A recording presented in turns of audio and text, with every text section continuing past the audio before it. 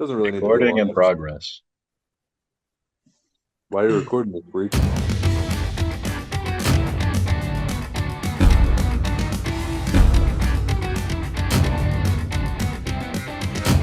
I've become best friends with them. Let's do it. Yeah, I'm festive. Hello and welcome to another episode of Dear Hollow Heroes. And if you are watching us right now or listening, you can kind of hear a slight difference in everything because we're testing something new. Yes, we've been taking a little bit of a hiatus, and the reason being is Liam has decided to up and leave us, which is so rude of him, to pursue a career in law. Uh, My why bad. would you do that? We're making so much money on the pod. Why would you want to leave? I know this wildly successful podcast might have to come to a bit of a halt because I need to, pursue another thing. Well, the Right as we were halt, gonna start, actually going toe to toe with Joe Rogan. I know. yeah, right, We got right, him yeah. worried. So we are going to try a new format. We're gonna go video will be through Zoom and audio will get better and better as the episodes go on, which is pretty straightforward, obviously. And but as always, I'm just Ben Petrick, and I'm here alongside Liam Meekman Meekum What's going on, guys? and Rob Robespierre Kelly. Hello. So, I think without further ado, we go straight into the top story. Boston has just swept the Indiana Pacers in the Eastern Conference Finals, and the Dallas Mavericks have put the Timberwolves at the edge with a 3-0 lead. Do you see the T-Wolves making any sort of comeback? And whoever wins the West, how likely are they to beat the Celtics? Now, of course, the T-Wolves play Game 4 against the Mavericks tonight at the day of recording, but, you know, okay. That's a cool All right. picture, Rob. Hopefully, dude. And so, if the series were to keep going, like how likely do you think the T-Wolves have to at least make it a respectable series? What are we calling respectable? Six, getting to game six. They have to win game two then, at least. Yeah, they have to win two Get games. So you win think, one or two. Um, I don't know if they have a great shot. do They you think look, they? I don't know. Anthony Edwards looks worn out. It looks like once he had to guard a all-star level guard, he kind of got worn out. He didn't have the energy to play defense and offense. It's a different animal going from Jamal Murray to Kyrie. And Luka proved that maybe Jaden McDaniels and Rudy Gobert, maybe they're not that good at defense. I mean, he's been exposing both of them. High screen and roll, Jaden McDaniels looked excellent all playoffs, and now he looks like another defender. Rudy Gobert is a traffic cone out there. I don't know if you can realistically win a championship. Any combination of players, if Rudy Gobert is your center, I don't think you can do it. Every Traffic. single time I saw him at the top of the arc, I was like, oh, there's a He's bucket. he's the biggest traffic cone of all time, He won Defensive Player of the Year. I feel like you're and that's slaying him. great. He can get blocks, but you have to be a versatile defender, and he's really not. And of He's course, he's a block machine, in an but offensive league, this is my thing with the two defenders you speak of, and with the offensive league we have. If you're facing an all-star guard, being a person like Jaden McDaniels, like the primary defenders, Dort, Pat Bev, all these uh, defenders that are defensive minded, when you face an all-star, you're probably not going to look like the I defender think that Dort you did want. really well. I think Dort was able to give Lucas some problems. Jaden McDaniels hasn't done anything. And he's guarding Luca, right? Yeah, Yeah, and so let's also just I didn't touch on this when I mentioned Rudy Gobert. He might be the worst offensive player I've ever seen, aside from maybe Thanasis Antetokounmpo. Joakim Noah, I'd I say. mean, yeah, but Joakim Noah could get you a bucket in the paint. Rudy Gobert, he has the touch of a dying ostrich. Bad. It's really bad. The touch of a dying Have you ever ostrich. seen him put up a shot? He's like flailing. It's So terrible. just to do a quick plug, we've released new merchandise, and it's of all of our faces, and we have a quote underneath it. And if you want a different quote for the shirt, just let us know, because every 21 days I can change it. So if you really want a different quote for one of the faces, all you have to do is message us on social media or email us, and we'll change it. Most Please likely, we'll email change it. us. but I would want to put in a vote that the next vote for Liam's shirt is what is it? Has the touch of a dying ostrich. He looks like he has the touch of a dying ostrich. Yeah, but then I feel like people would get the impression that's just what like Liam is, like if And they that's just what I saw want the them to shirt. think. Right. That's what I want them to think. So and back to Anthony Edwards. Yeah, he said before the series that he was excited to guard Kyrie, but man, is Kyrie didn't really show up against the Thunder and was kind of middling in the first round against the Clippers. He had a couple good games, but No, he was playing well. I mean, he was playing really well. He wasn't ever playing bad, but I'm saying like being the offensive threat that we know him to be, it kind of seemed like he was taking a step back for Luka. You know what I'm saying? This series, he's really shown that he's still the Kyrie offensive threat that we've always known and loved. And I like, have to disagree with you a little bit, just because I think what's been really special about these two during these playoffs is that they're never cold at the same time. So whenever, and they both go through cold streaks. They, historically have, and that's what's bumped them out of a lot of playoffs and has hurt them during the regular season. But they have not been cold at the same time. Whenever Luka goes cold, passes Kyrie can depend on him for a bucket. And the opposite is true, and it's looked really good. that is true. And I think a big part of the Dallas offense has just not only has the two guards shown up, but their defense has been way better than people thought. And their They, role players are fitting in really nicely. so good. PJ Washington, of course, against the Thunder was a big factor. They lost Derek Agreed. Jones. They did lose Derek Jones, which might be a little bit of a problem, but they still have their centers. Their two centers have been Did they playing lose well. Derrick Jones? Yeah, but I think if they win, he could be back for the finals. Okay. It's like he's like game to game like a thing. So Okay. if actually the longer the series goes, the more likely and if they still win, he might make it for the Celtics, but he might miss a finals game if they win tonight. So uh, he's a big problem because that's your like number one power forward, but they still have the two centers. PJ Washington's been great, and Hardaway is still trying to find. He's hot and cold, but when he's hot, they've basically got the win. I Like mean, if he has what, like 50 points throughout the entire playoffs. He hasn't done. he hasn't done anything, but like his 50 points, he dropped 12, like not 12, sorry, he drops like 20 in Yeah. one. So one game a series, he's gonna go off, and that's just and it's enough, and he's played good defense. So the Mavs seem like a team that's like this is their year. As you I watch the agree. postseason, you're like this, like where you see that magic start to happen. This is their year, but they still got to face if they win this game tonight. They still got to face the juggernauts of the NBA, which is But let's be real. The Celtics have looked beatable. I mean, the Pacers are throwing away games at an alarming rate. which brings us to our stat of the week. The Boston has just swept the Indiana Pacers in the Eastern Conference Finals, but just like the Lakers, the Indiana Pacers had a lot of favorable statistics. You know how the Lakers, a couple episodes ago, we mentioned that the Lakers had more time with the lead. Like 2/3 of the series, they had the lead, and they still got gentlemen swept. But in 3 of the 4 games, the Pacers have had an 89.5% chance or higher at winning the game. Let's start at game 1, where before that miracle Jaylen Brown shot, they had a 97% chance to win the game with a minute left, and they didn't win. And then you go to game 3. Game 2 is just a blowout. The Celtics destroyed them.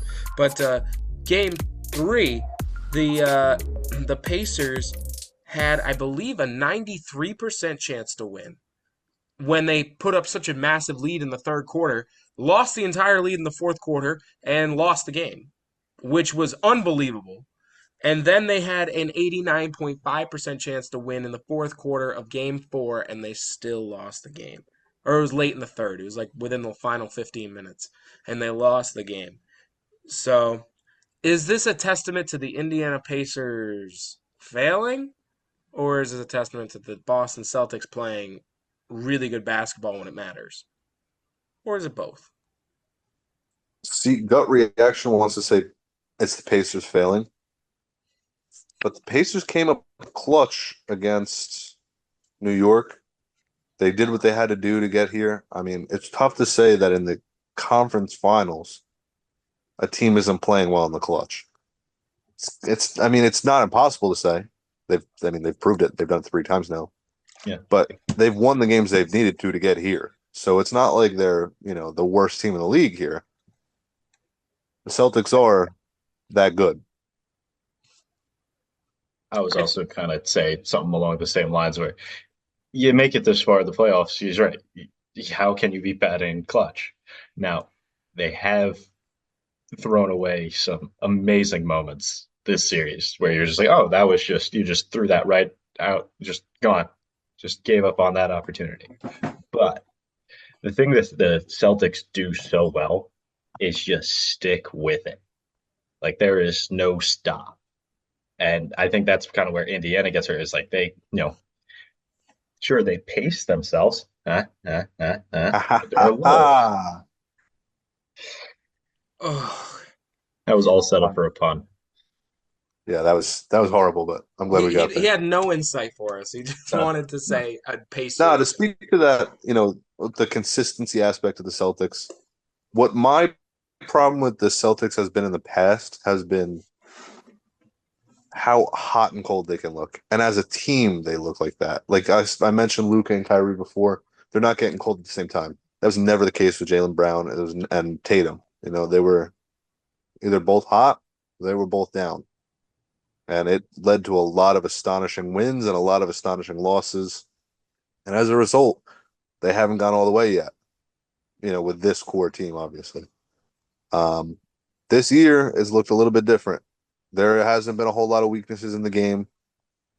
Tatum has looked super consistent throughout the playoffs.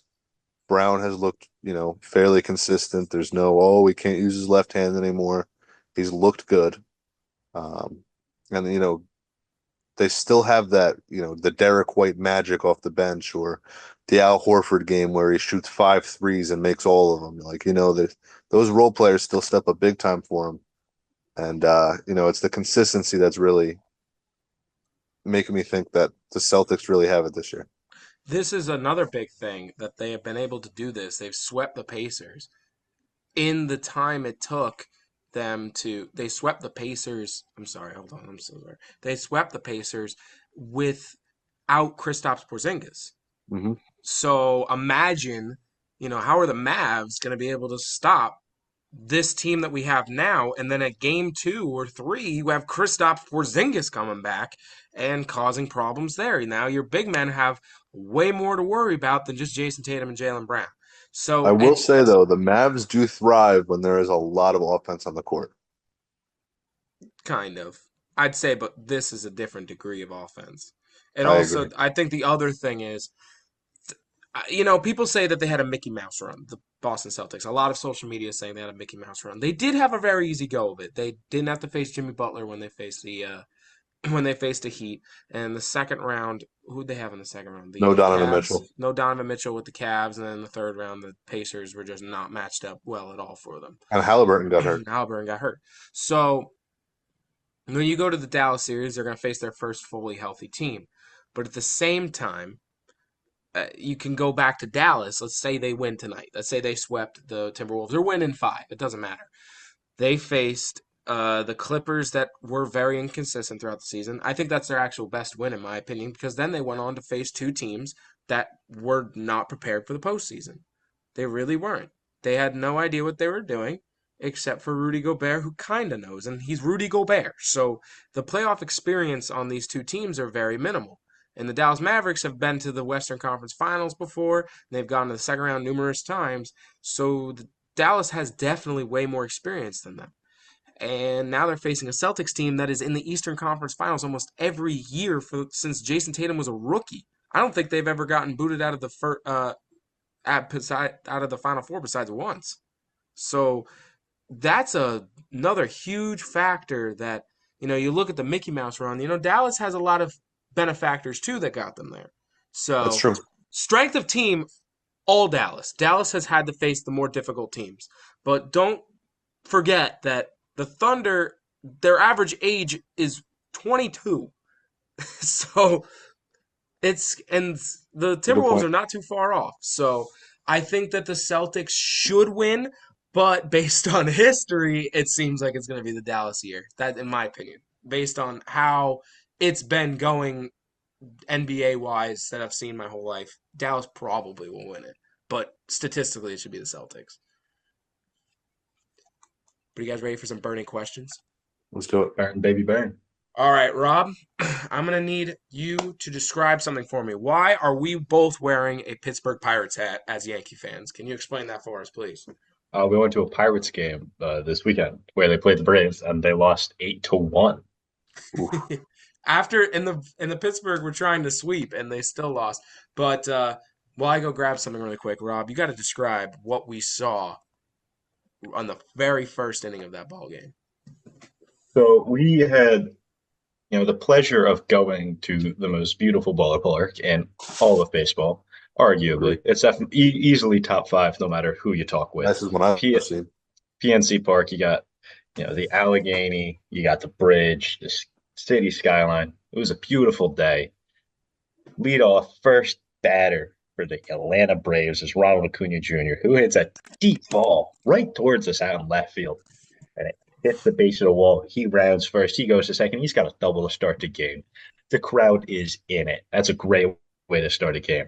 And then 2 batters later, when Marcell Ozuna's at the plate, he takes the ball. They go to try and pick off Acuna, and he tears his ACL and goes to the ground. The stadium got quiet quick. You almost knew what happened. You almost Yeah, kind of dead silent. Yeah, no, it was hard to not tell right away exactly what happened. He fell awkward. It was the same leg as his previous ACL tear. It's a shame that it's, ACL MVP ACL with someone like Acuna. And then the rest of the game had to happen. That was still the top of the first. Yeah, we didn't even get out of the top of the first when this happened. Still to get We through were pretty Ozuna's much at bat. still walking to our seats. Ozuna walked, I think. People were still walking into the stadium. It was a pretty full stadium that day. But, the rest of the sorry. No, keep going. Okay. But the rest of the game still had to happen. So, the Pirates had to come up to bat the next inning, do nothing. They only scored once in the second inning. And then, the Braves just did what the Braves do, which is put up really good at-bats and win ball games. They didn't do the first 2 games, but they did it this one. Jared Kelnick, who replaced Acuna, went 3 for 4 anyway. Yep. So at least that game, you could That's a argue good backup. it was a good day to if Acuna just missed that game, would have worked out very well for the Braves if they just benched him for that game, even though I wanted to see Acuna play. But no, that was really sad. But let's take a look at the Braves, who were the former number 1 seed in the NL. Let's take a look at the other teams that were top-tier teams. You have, yes, the Atlanta Braves, who have lost Acuna for the entire year and have an injury-plagued team with a relatively slow start to the season. They were the number 1 team in the NL last season.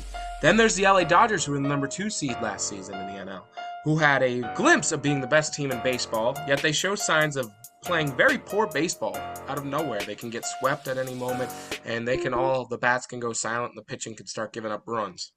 And then you have the number 1 seed in the AL, the Baltimore Orioles, who are playing very well until recently. Some inconsistent baseball has led to them getting swept very recently, and they're definitely the team that's the least worrisome in the coming up question, but they are playing a little worse than normal. And then you have the Astros, who is the number 1 team in question here. A horrendous start, but they're playing better, but their better is mid right now. So of all the 4 teams that have not been playing up to their standards about a third of the way through the season, which one do you guys think will be just fine, and which one do you guys see fully collapsing? I know you kind of mentioned it. The Orioles are going to be fine. Listen, this is the first time they got swept in 2 years. They'll be all right. It's a long season. There's a reason it's 162 games. There's going to be ups. There's going to be downs. It's really the downs that are like you see with the Dodgers that kind of concern me, where you lose 5 straight. with a lineup like that. Sure, you get swept. That's 3 games. But then you got to take the first game of the next series. You can't lose 5 straight. That is a gut punch to a team. especially projected to be that good too. And I agree with both of your points there. I think the Astros, we can all agree, are probably not fine. Losing Dusty Baker is obviously a big blow Yeah. if this is how they're coming out to start the And he's season. really the only big loss of the entire That's it. team. They actually went out Um, and got Josh Hader. Yeah, they improved. yeah, no, it doesn't look good. Um, the Braves, I can see being okay still. I mean, no Acuna for the rest of the year. That's still a really talented team. I mean, if that pitching gets their ERA down a little bit, because I know it's a little high than the years we've seen, they could still, they could still go on a nice little run even without their former MVP. Last Not time they to lost Acuna for the season, they won the whole thing. They Exactly. At the trade deadline, they acquired Adam Duvall from the Marlins. They acquired Jorge Soler from who they acquire him from? But they acquired Jorge Soler, Jock Peterson, and one more. They acquired Eddie Rosales. Uh, That's also when they got Will Smith. yes, they also Important. got Will Smith, who never has not been on a World Series team in the last 3 years, I think, right? In the last 3 years. You can't say never. He's It's never. very He was specifically with been the last three he was with years. Ruth and Gehrig in 27. Come on, know your facts, man. Uh, but the but the trade deadline is going to be very pivotal for a team like the Braves with championship aspirations, even without Acuna. What are they going to do? And I think the trade deadline is going to be even bigger for the Baltimore Orioles because they are right now competing with the Yankees to get over the hump of the AL. They have the Yankees to worry about, the Guardians, and maybe the Mariners, maybe if the Mariners catch fire with their bats. So those are really the top dogs in the AL. So if you're the Orioles, you are competing with the probably most likely the Yankees at that trade deadline to who's going to be that missing piece to make us a full-on championship roster. But the Braves are also in that situation too. But I'd say the Dodgers are the one that I'm most concerned about at the moment, but I think the Astros are going to fully collapse soon. They're pretty close, and I think the Baltimore Orioles are beyond just fine. They're at worst going to make it to the ALCS, in my opinion. We all in agreement with our least worried about and most worried about teams. I would say so. Yeah, but the Dodgers, in my opinion, like what's wrong with Rob? Do you have any baseball wisdom for us with the Dodgers? Because their hitting has just gone silent out of nowhere. I think the problem with the Dodgers is the thing that makes the Dodgers so good is that their lineup is, you know, through and through a really well constructed lineup, but the expectations are so high. Now, don't get me wrong. If you're going to be good, you have to play with high expectations. It's just how sports work. But they also have kind of this mishmash team that, like, when you look at it, you're like, oh, these are all really good players. But like sometimes when I look at it and I see, they recently sent James Outman back to the minor leagues, their center fielder who almost won the NL Rookie of the Year last year behind Corbin Carroll. It, there's a there's something with the team where it's just not meshing 1 through 9. Sure, you get 1 through 4, they're meshing fine. They're good. But then you got 5 through 7. Are they doing anything? Do they only hit when each other's hitting? And then the bottom of that lineup has done nothing. It it very much starts at the top and just goes straight down. And But a that's team like that, you really only have to make the postseason, and as long as you've caught fire, you got a good chance to win it all. When you're that talented like that, yes.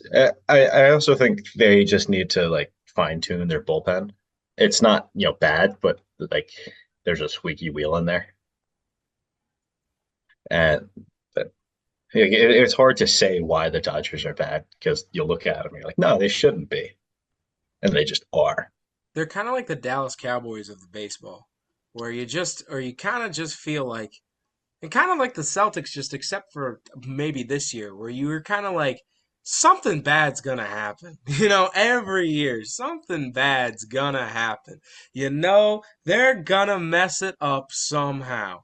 And the only time they didn't was the COVID year, which like to say it, of course, counts, but to say your championship team was in a COVID year makes you wonder how those benefactories from playing with less fans in the stands, less pressure, maybe might have Last helped them. games.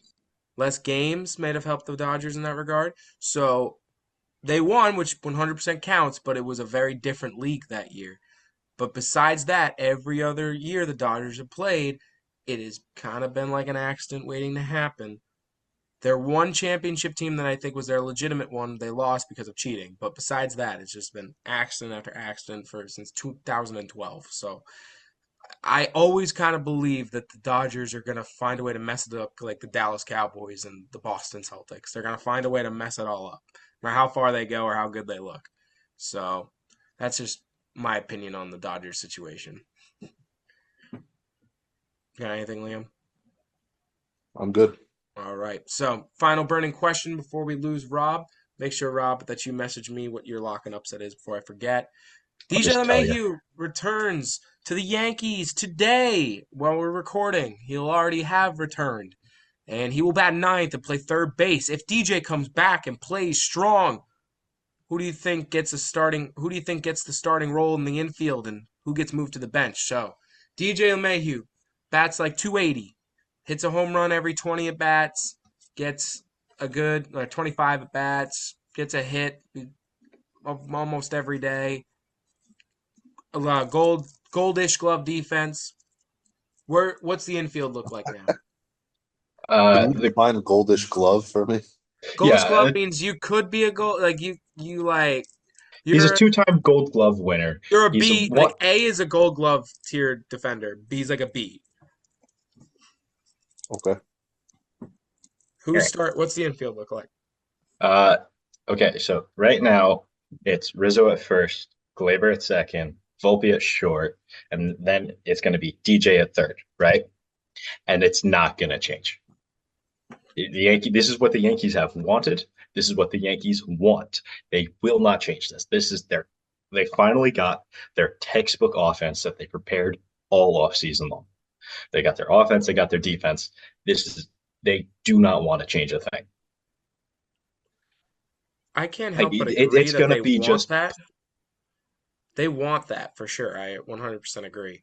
But John Birdie and Oswaldo Cabrera could really change things. If they outperform DJ or Glaber, they could earn that spot.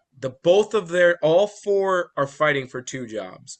And I Birdie's feel on the like the IL. Yankees want it to be. Oh, I know Birdie's on the IL. But they think they want it to be I think they want to be DJ and Glaber. But Birdie, if he comes back and keeps playing the way he was earlier, I don't think he will, but if he plays like he did earlier, he could really shake things up. But Oswaldo, I just don't think they want Oswaldo to be every day because I think they want the magic to be off the bench, and that's what they want. But I think Birdie could change things. Birdie is a good starter on most teams when you don't have DJ LeMahieu or Gleyber Torres. Birdie's good. I'm not saying he's bad, but on this team, he's still going to be a bench piece just based off of how this team works. Especially because a big thing about Birdie is that he's a utility guy, but that's what DJ does. So it's like he's the second utility guy on a team that is loaded with stars. True. And it's not just that he's the second utility guy. Cabrera was their utility guy last year.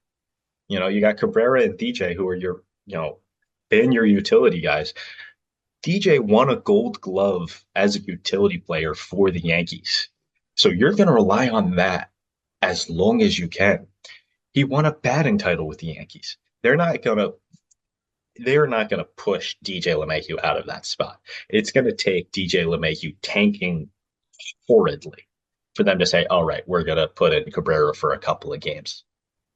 I'd say DJ has more job security than Gleyber Torres. I 100% agree with you on that. I think if someone were to lose their job, it'd be Gleyber Torres. And I kind of agreed where the trade deadline, who do you trade away for pieces?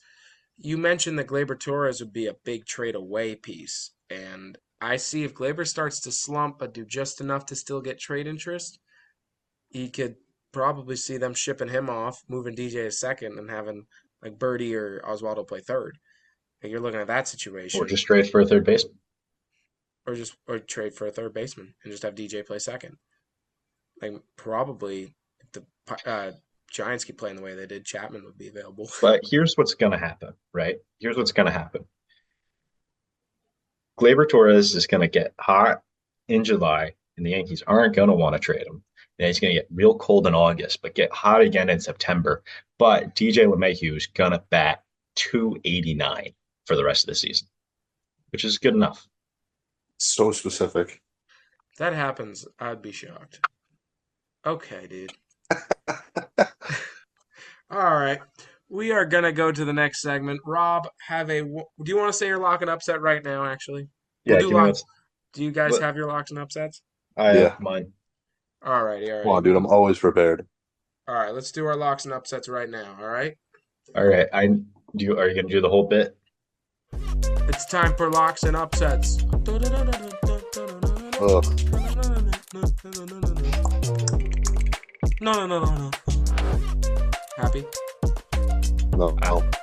I was I thought it was just going to be a yes or no question. I didn't think he was going to I start couldn't be singing. less happy. Anyway, my lock of the week is because I need to get some more wins in the lock column. On the 31st, the Dodgers are beating the Rockies in LA. It'd be such a funny game for the Rockies. It's just, oh, and the Rockies pull away. Oh, man. Rockies don't win away games. That would be I'll go. I'll take in the French Handball League, the Star Ligue. I'll take Paris or Pays à University. Take the home at minus 6,000. God, it's so specific. I'm going Yankees over the Angels on Thursday, May 30th. I think the Yankees win the That's last pretty game. specific too.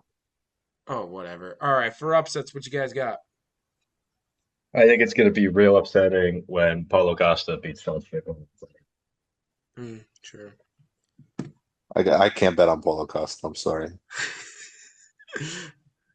I got the Royals beating the Twins on Wednesday. Seth Lugo at the bump. And I have I'm sorry, Rangers fans, because we have a lot of Rangers fans, but I have the Panthers winning Game 5. Oh, you meant the Texas Rangers. No. So I was like, why We're do we from have New Jersey. Why would it be like all the Rangers fans that I know? Texas. I don't know. We have a weird audience. True. Hi to I all mean, the that in the people. nicest way I possible. think our audience is great, Rob. I didn't Hi, mean that everyone in in a bad Belgium. way. You guys are all beautiful. We love you. All All right, right, I'm gonna so leave we're going to go before to I game keep, time. Rob, insulting thank my- you very much. We're going to go to Yep. game time. Rob, thank you very much. All right. Later, Rob. Kisses.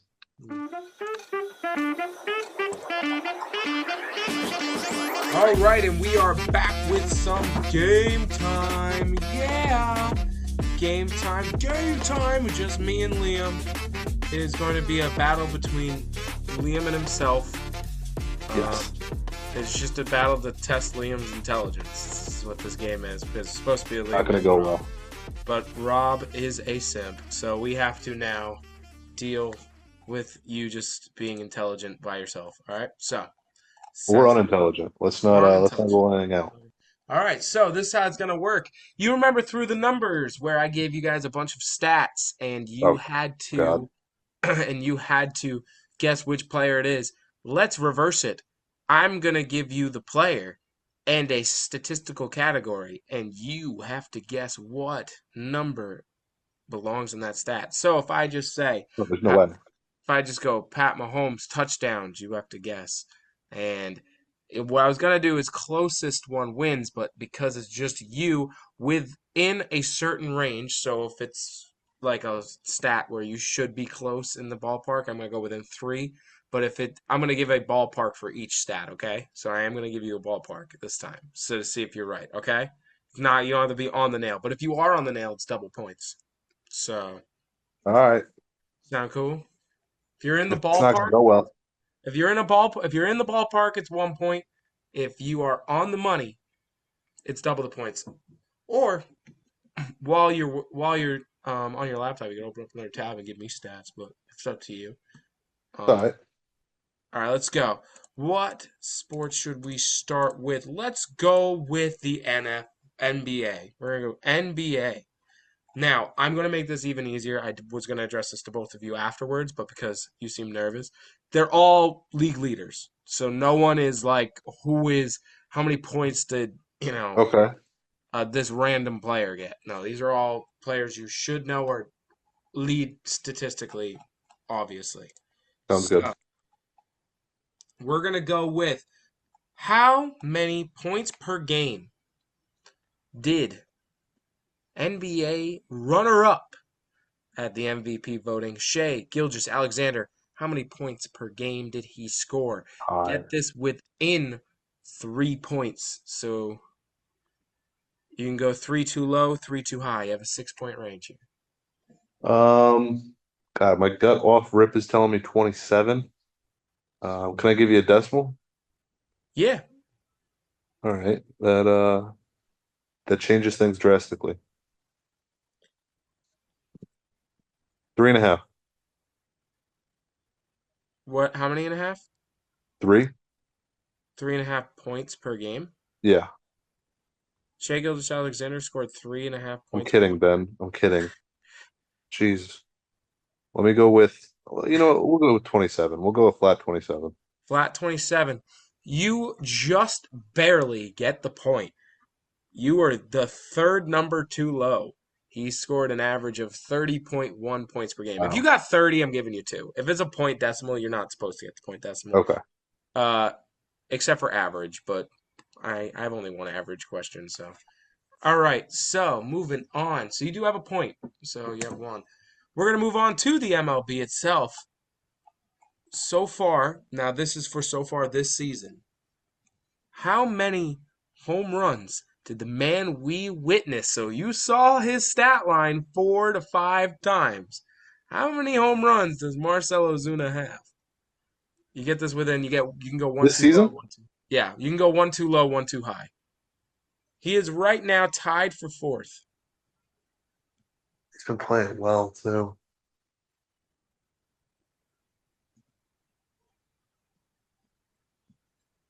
To make this more interesting, if you ever want to ask what another player stats is, I can just give that to you. No, it's all right. I think to, keep it interesting, we won't do that, but we'll go 18. 18.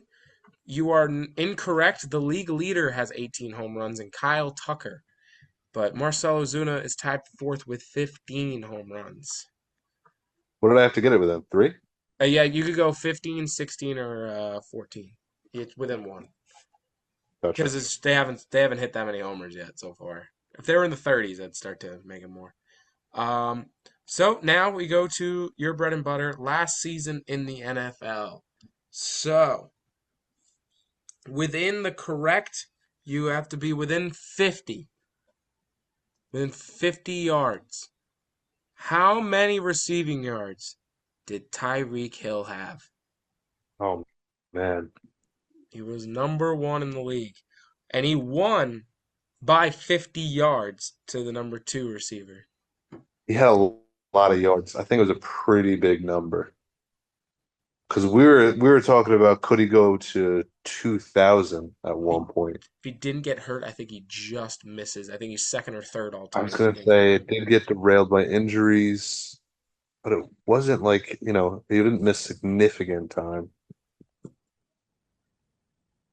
I'm going to say it feels low, but I'm going to go 1,500 even.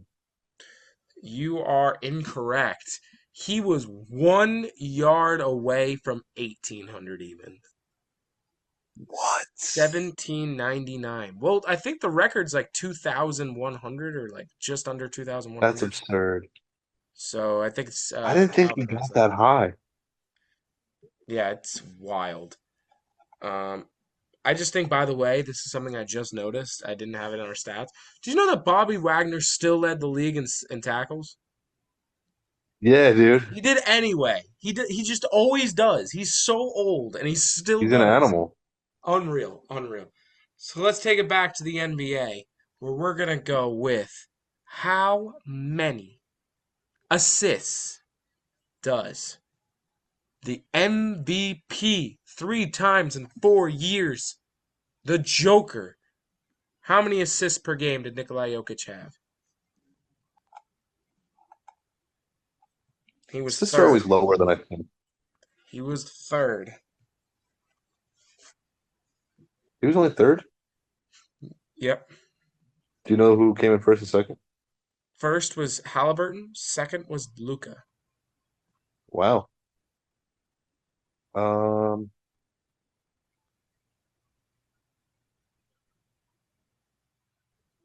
Fourth was Harden, and fifth was James, by the way. LeBron's still slinging it, man. You can get within one. So you can go one too short, one too tall. I think we're getting 12 and a half. 12 and a half. That is incorrect.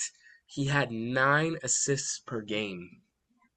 It's always lower than I think. It's always you did say that, so it's really hard to average a triple double. I know, and It it's like goes to show. I always think that so many buckets are being assisted on, and it's like it's such a low number because of how isolated the game gets.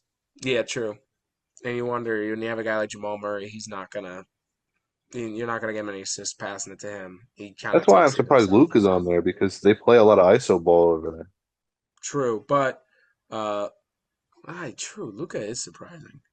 Who does he pass to? Now in the postseason makes sense, but in the regular season, who was he passing to? All right, I so mean, their bigs are lob threats, but true. Let's go to the batting leaders in the MLB. Number 2 in batting average is Luis Arias. What is his batting average? I'm going to give you between .20, so you can go .2 higher, .2 lower.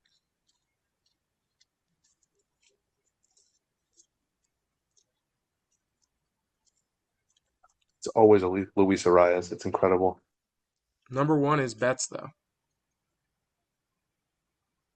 Oh, Luis Arias doesn't have it right now? It is Mookie Betts is number 1. Wow. So what By does Arias points, do? by .03, Betts has a better average. Hmm. So literally tomorrow, Arias could have a better. And also tomorrow, of all people, number 3 is Wilson Contreras. By tomorrow, he could be the batting average leader too. And That's crazy. Shohei Ohtani's right there as well. Who would have thought Wilson Contreras? Number 5 is Salvador Perez, who he needed a game or two to take the lead. But the top 4, it could change He's every getting day. up there in age, isn't he? Perez, he's really old. He's ancient. Yeah. Um, let's go with the 2 3-3. catchers. What's up? 3-3. 3-3. Yeah. So 330 Yeah. or 333. No, 3:30. Well, it's 333. Is it really? I gave you the chance to get it on the spot. Yes, he is batting 1 for 3 for That's the whole crazy. season. So, yeah, he's batting 333. Betts is leading at 336. Contreras is 330 and Ohtani is 329. Wow. 2 catchers on the list, which is Impressive. crazy to me. 2 catchers on the list. All right, so back to the NFL. Who led the league in rushing? This is just a side question. What do you think? Man, I should know this, huh?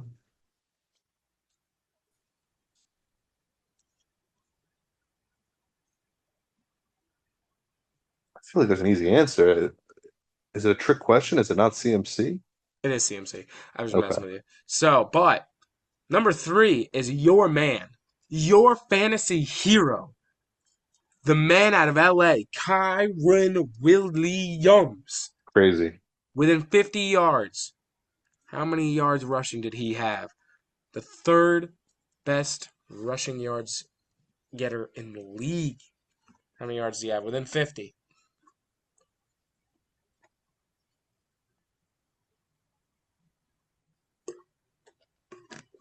He had 300. Sorry, he had 315 yards less than the number one CMC. 1,150. My friend Kyron Williams had 1,144. You are correct. Off by 6. Nice job. CMC had 1459, and second was Derrick Henry with 1167. So it was a 300-yard drop from CMC to Derrick. That's crazy. Jared Cook only had 20 yards less than Kyron, and Swift had 100 yards less. So that's crazy. It's from CMC down. It's not even close. Such a big jump. All right, the last sweep of the major 3 sports. The league leader in blocks was Victor Wembanyama. But your biggest enemy of a block kind of player is Anthony Davis. He's 4th in the league. How many blocks per game did he have? This one, because it's so small, I'm going to need the decimal, and I'm going to need it between 0.5. Right. You have a 0.5 buffer.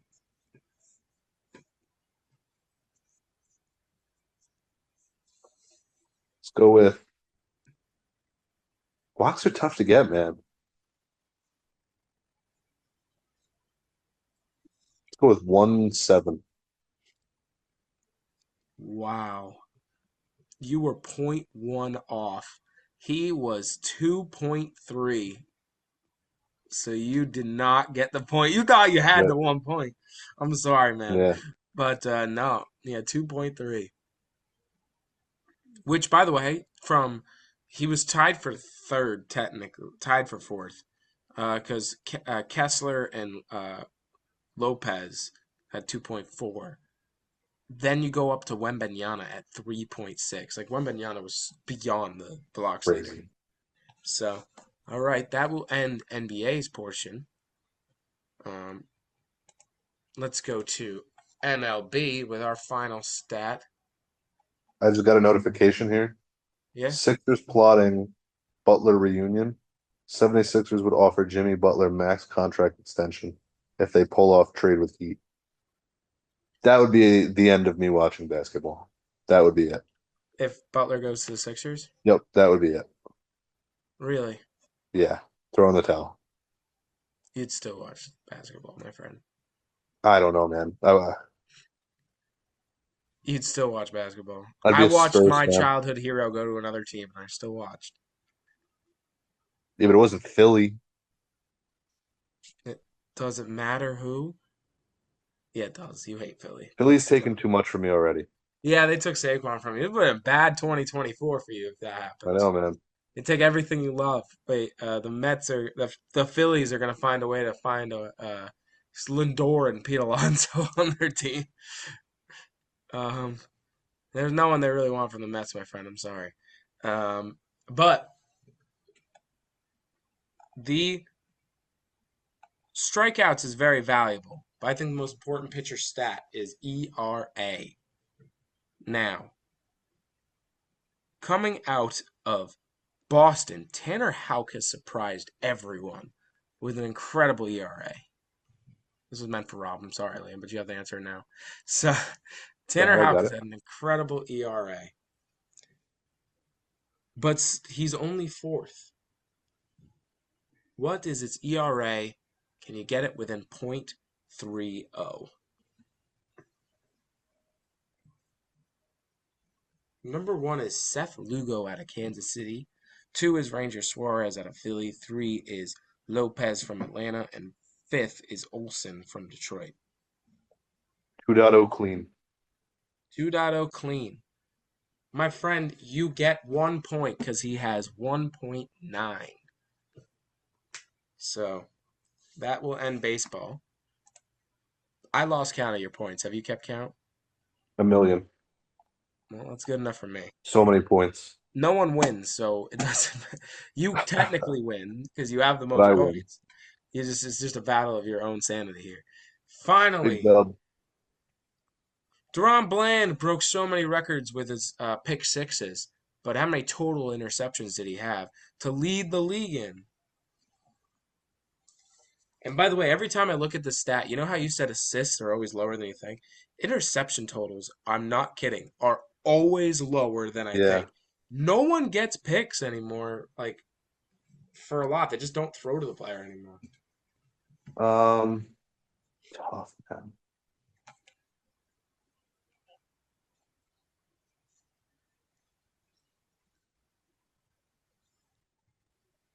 I don't even remember how many pick sixes he had. I think it was like 4 or 5. Was it 5? Unbelievable. 5 pick sixes in a season is crazy. That is insane. One of them was against Um, McCorkle Jones when he was a Patriot. Macaroni Arm Jones. with 9. For 2 points. He had 9 interceptions to end it. You got it right on the money to end it. That's awesome. No, So was that your only on the money? Or did you have another one? that was it. Awesome. Although I Well, do think that Kyron Williams guess should have been on the money. true. That was so close. So I have to say, you did very well. But before we go, we have to mention that we have new merch out. If you want this face that you see on the screen here, on my screen, you want this face on a shirt, you can buy that. If you want Liam's face on a shirt, you can buy that. If you want Rob's face on a shirt, I don't know why, but you can buy that. So I wouldn't. I wouldn't, but so just go to we're gonna post it on socials after this episode releases of how to get this merch, and go over there, buy it. You can donate to us too if you want. You don't have to, but it'd be very nice of you. But Please. oh please.